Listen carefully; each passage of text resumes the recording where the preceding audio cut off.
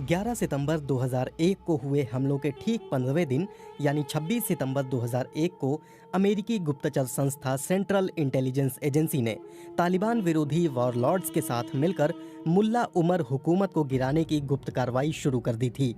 हालांकि operation enduring freedom की शुरुआत औपचारिक तौर पर अक्टूबर में हुई। CIA की टीम में, जिसे जॉ ब्रेकर के नाम से जाना गया, तालिबान विरोधी अमेरिकी मुहिम में अहमद शाह मसूद की नॉर्दर्न अलायंस, उज़्बेक नेता अब्दुल रशीद दोस्तम और पश्तून नेता हामिद करजई को शामिल किया गया था। मुहिम का मुख्य लक्ष्य था अफगानिस्तान में कम से कम अमेरिकी फौजों की बहाली और उस स्थिति से बचना जैसी 2 दशक पहले सोवियत रूस के साथ वहां पैदा हुई थी, जब पूर्व कम्युनिस्ट हुकूमत वहां एक लंबी लड़ाई में फंस कर रह गई थी। 2 दशक बाद साल 2021 में अमेरिका अफगानिस्तान में अपनी सबसे लंबी लड़ाई लड़कर वापस लौट रहा है। विडंबना ये है कि उसे उसी तालिबान के साथ समझौता करना पड़ा है जिसकी हुकूमत गिराने के लिए उसने युद्ध की शुरुआत की थी। इस बीच तालिबान का देश के 400 के करीब जिलों में से 1/3 पर कब्जा हो चुका है। अमेरिकी नेटो सेना के मजबूत इलाके हेलमंड की राजधानी लश्करगाह पर वर्चस्व के लिए तालिबान और अफगानिस्तान सेना के बीच जंग जारी है। देश के दूसरे सबसे बड़े शहर कंधार पर भी तालिबान के रॉकेट बरस रहे हैं। तीसरे बड़े शहर हेरात में अफगान सैनिकों और तालिबान लड़ाकों के बीच शह-मात का खेल जारी है।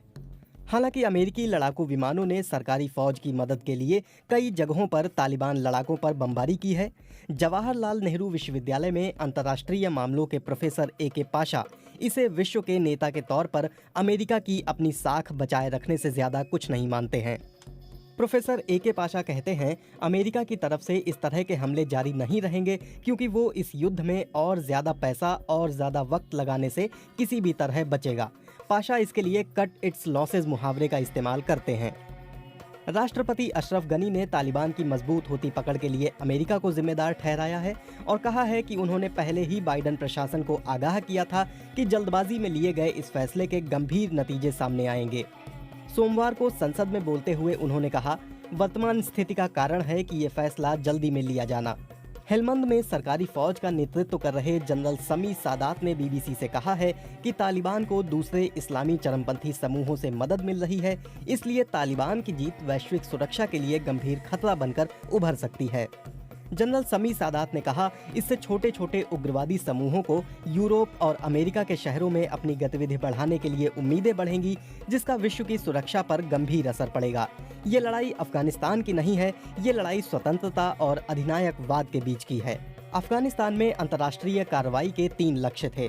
पहला, तालिबान की सरकार को सत्ता से बेदखल करना, जो पहले 2 महीने में ही पूरा हो गया, जब 13 नवंबर 2001 को विदेशी फौजों की मदद से नॉर्दर्न अलायंस की टैंक्स काबुल में घुसी और तालिबान पहले राजधानी काबुल और फिर देश के दूसरे मुख्य शहरों से भाग खड़े हुए। ऑपरेशन का दूसरा हिस्सा था तालिबान को पूरी तरह हराना और देश की संस्थाओं का पुनर्निर्माण करना। बराक ओबामा प्रशासन के समय शुरू हुए तीसरे हिस्से में शामिल था आम जनता की तालिबान से हिफाजत और लड़ाकों को धीरे धीरे समाज की मुख्य धारा में लाना। बाद के लक्ष्यों को पूरा करना जरा मुश्किल साबित हुआ। वॉशिंगटन पोस्ट के संवाददाता ग्रिफ विट ने लिखा है कि साल 2001 से 2009 के बीच अमेरिकी संसद ने अफगानिस्तान में मानवाधिकार की सुरक्षा और पुनर्निर्माण के नाम पर महज $38 अरब दिए, जिसमें आधे से ज्यादा अफगान सुरक्षा बलों के प्रशिक्षण और हथियार और दूसरे उपकरणों की खरीद में चले गए।